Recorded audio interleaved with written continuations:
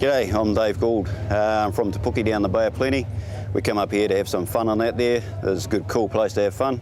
We run this Topolino, Fiat Topolino. It hasn't had anything this short wheelbase and high horsepower like this for many years. So we decided we'd be the clowns of the show and put on a bit of a show for everybody around here. It's running a 540 Merlin big block in it, 671 high helix blower on it, injected and all that. It's got around about 1600, 1700 horsepower in it, 96-inch wheelbase. And it's good fun to drive. We get out of shape every now and again. No two runs are the same, and yeah, it can bite you in the arse, and it looks worse than it is to me when I'm driving it.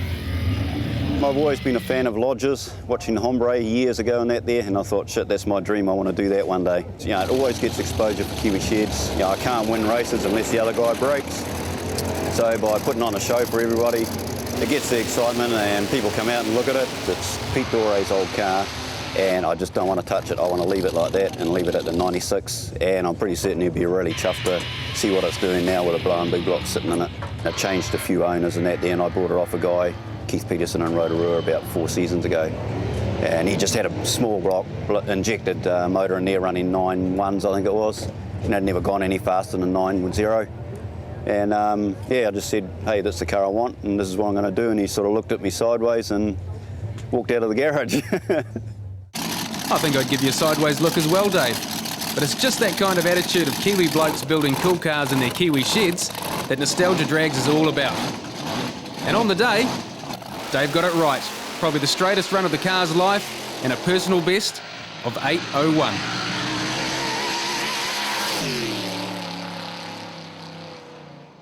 Something you grow up with having developed some kind of an affinity for the sound of a V8 at a really young age, and it just never leaves you.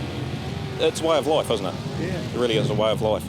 We're a little country that's bred people like Bruce McLaren and John Britton and names like Begg and McRae, and I think decades of geographical isolation and being stuck down here at the bottom of the planet for so many years has really bred very, very clever people. And you take any well-built New Zealand car, be it a hot rod or whatever, and it'll work. It'll compare really, really well anywhere else in the world. And that's the cool thing about drag racing. It's a motorsport where you don't have to fit a formula. You can just put together what you're into and go out and race it. And I guess that's why it's such a cool sport for people to come and watch, because they can come and see a car their granddad had and their uncle had, and they're just surrounded by neat old cars.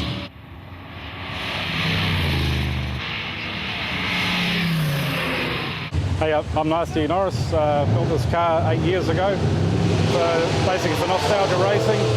It's got a 392 Chrysler Hemi built by Mike Gearing. Power Glide 9-inch diff and running 3.5 gears. We run the best of 7.8 170. Yeah, real fun car to drive, but wild. Trying to keep everything in period, really make sure everything looks old from the outside anyway.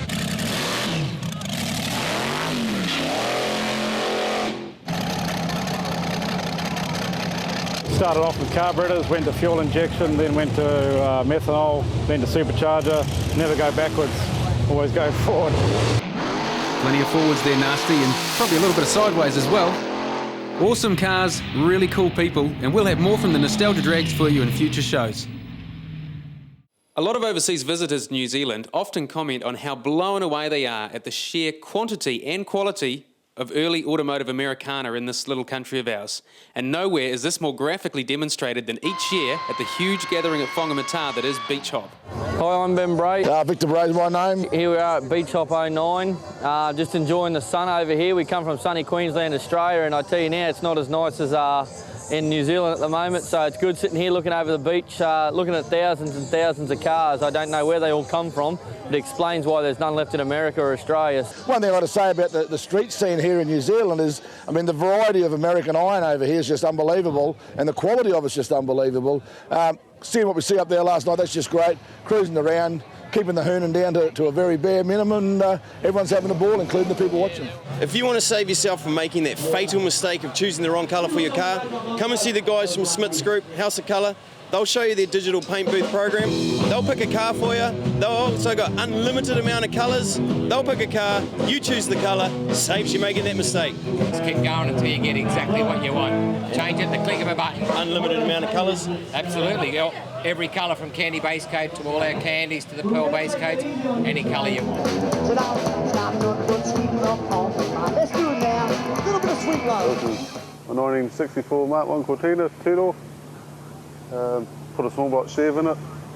Obviously a 671 supercharger. All the goodies inside the motor make it go good. 9-inch diff, tubbed it out. All adjustable coilovers. Obviously a cage to keep it together. A couple of race seats, and motor's obviously still running in, and get it on the dyno and tune it up, and that will definitely get it down there and see what it does in a quarter mile. Probably about the only place you can really go and cruise around and get in trouble with the cops. I own this lovely 350 GTS Monaro behind us. I've had it for 18 years. It's quite a rare one. It's a genuine 350 GTS manual. As far as we can ascertain, it's probably the only manual on the road in New Zealand. It's had a ground-up rebuild about 7 years ago, about 2.5 year time frame. It's all back to factory original, apart from a few engine modifications. Undoubtedly, a Mecca beach hop gets bigger and better every year. We'll see you there in 2010. The May issue of NZV8 features Kevin McGregor's stunning Pontiac GTO, a scary fast SLR Tirana, a tough street-driven Camaro, full coverage of the Century Battery NZDRA Nationals, circuit racing with the Central Muscle Cars, and of course the beach hop. Smith's Group, proud to bring you NZV8TV. Next week we bring you more from the nostalgia drags, we wrap up the Central Muscle Cars at Taupo, and Greg Murphy and I race head-to-head around an airfield for a pie. All the big issues on NZV8TV.